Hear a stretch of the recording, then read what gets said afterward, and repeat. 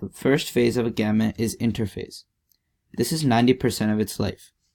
It begins with growth in the G1 phase. The next phase is the S or synthesis phase.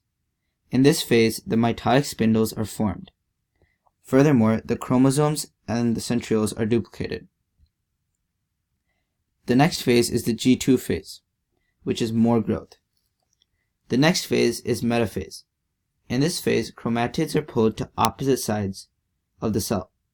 The mitotic spindles attach to the kinetic cores of the chromosomes.